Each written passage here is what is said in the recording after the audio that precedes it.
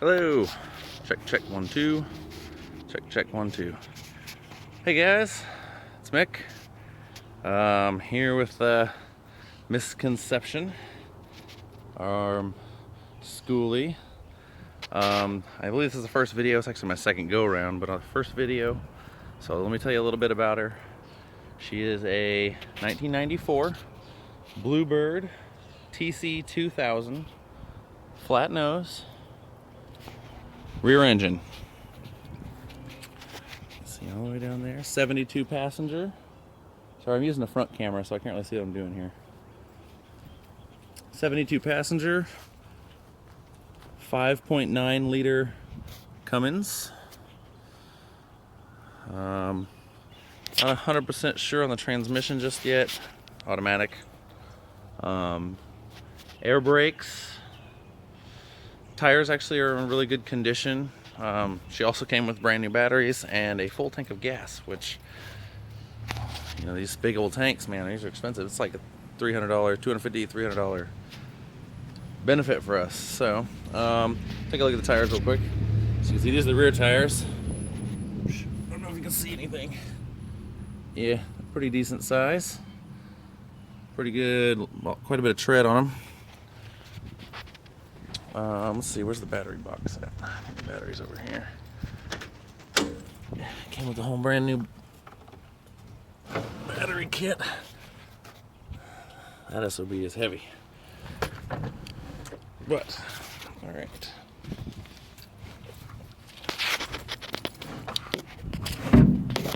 Sorry about that. Alright, that's that. I'll show you the engine compartment real quick while it's daylight. Little pop tops.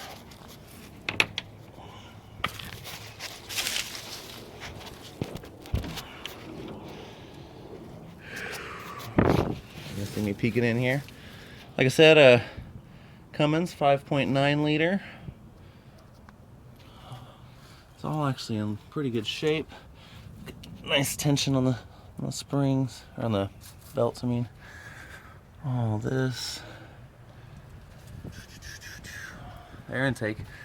This actually, I'll point out when we get inside. This goes up into a, not necessarily into the main cabin space, but the ducting for it is run with an access into the main cabin space. It's kind of interesting. All that. Actually, right off of the radiator here in the back is where the fluid that runs through the heating pumps on the inside, the heating units. These 90,000 or 80,000 BTUs or whatever they are. It's quite a lot of heat once it gets going. But so far, I have yet to get them to work. I'm not sure if I just haven't let the bus get to full operating temperature yet. So, all right, back to her a little bit. This is all the interior sheet metal we've pulled out. These all came off the roof. Some of these off the roof. These panels all came off the side. This came from over the doorway. Moving on in. Sorry, got a little bit of trash stocked up, but it is a workspace. So, as you can see, we've got all the interior skin, or the interior sheet metal removed all the way around. Wiring harness looks to be in really good shape. One of the cool things, some of you who have dealt with this before are probably familiar. This goes to the interior lighting that was the existing lighting, but there's only one wire. Cool thing is, these things ground on the whole frame, so it saves actually quite a bit of wiring. Obviously it's only 12 volt, and that one is run through the central panel. So its uses may be limited, but we'll figure something out. You know, all the wiring, emergency doors. Here's that, one of those huge heaters, the rear side. What does it say? Yeah, 80,000 BTUs. 12 volt heater. Now, one of the things I don't know if anyone knows about this, on the rear, and only on the rear, every one of these ribs is throughout the whole bus, every one of these ribs is one piece. If you can see what I'm pointing at here. They're all one piece. But when you get to the rear, and you end up with a scenario like that, and it runs back. My only guess has something to do with the fact that the engine compartment is back here, but I don't know. If any of y'all have any ideas, you let me know. This is the air intake I was mentioning. There's the cowling that goes around it. Air intake actually comes from the outside, obviously, but oddly enough, you have full access, and that goes straight down in there. So that's going to be an odd end. Again, got all the panels removed. This is all going to be insulated. Little spoiler alert. We're actually going to be putting security cameras in the lights. So not all of them, obviously. That's a little excessive, but we'll get more on that later. I'll touch more on that. Future deals down the road. Here's our current problem, current thing we have to address. This is just patched up. You can see with these sheet metal screws that come through. And it was patched, not even with a solid piece. I don't know what they were thinking, but this is what I had to deal with when I bought it. Excuse me, when we bought it. So I've been trying to find emergency exits. To buy them brand new, run you about $300 a piece from the manufacturers. But I just stroke a chance. The only guy on Craigslist that had any bus parts for sale at all had basically the whole back end of one of these things. And he had 2 emergency exits. So rather than $300 for one, we spent $120 and 3-hour drive one way. So 6 hours in driving. So about $180, and we got 2 of them. So I think we made out pretty well. Here's a front to rear view. We're gonna tint over all of these windows. I'm actually not removing any of the windows. I'm gonna have panels, basically. They're gonna be insulated panels. This is gonna be filled with insulation with weather stripping to go along just to get a good seal, and then the plywood is gonna go on top of it. So it's gonna blend in to the wall as if it were just a regular piece of plywood that goes all the way down. But from the outside, you'll never even know. So it's gonna, like I said, they're gonna all be tinted. Wood stove's gonna go over here. Fridge and stuff over here. That's gonna all be seating.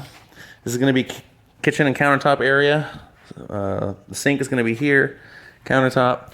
We're gonna have some cabinets that run along this side, and hopefully behind those cabinets, probably near the conduits or something like that, I'm trying to figure out a way to put in catwalks. That'll be cool for our cats. But that's that.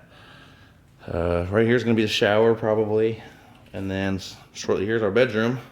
Go back here onto the book nook back area. We're gonna have built-in kennels for the pets underneath the bed. Hopefully ample seating. Storage is something I'm struggling with, but there's actually quite a bit of space under the bus. Things that I can do. Here's some of the other heating units. This is one of the under the driver chair heating unit. And there's the main unit. Or the front unit rather. Oh, for those of you who didn't get a look last time. 135,000 miles. She's in good shape. My shifter. I think that about covers it. Some of the things I do need to do. Also in the front, up in here, I'm gonna put one of my cameras in one of these.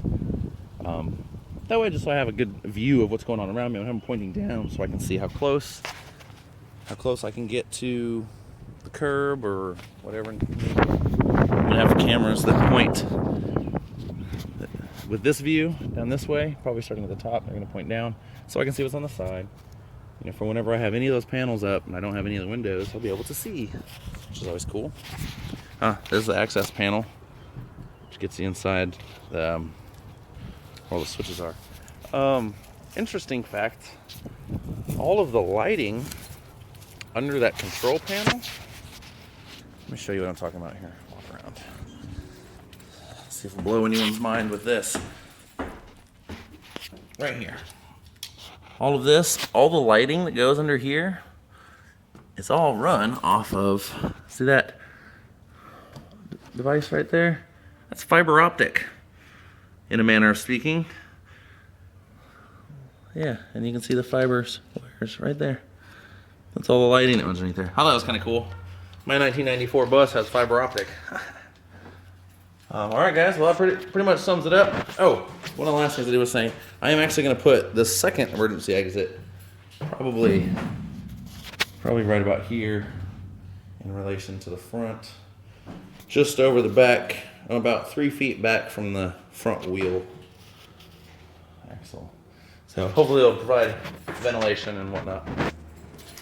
Anyways, once again, guys, thanks for watching. You guys got any questions, post up there. This should be on YouTube. We'll also be on Facebook at facebook.com/Miss, MISS, Conception, KONCEPTION, MissKonception. That's us. Take it easy.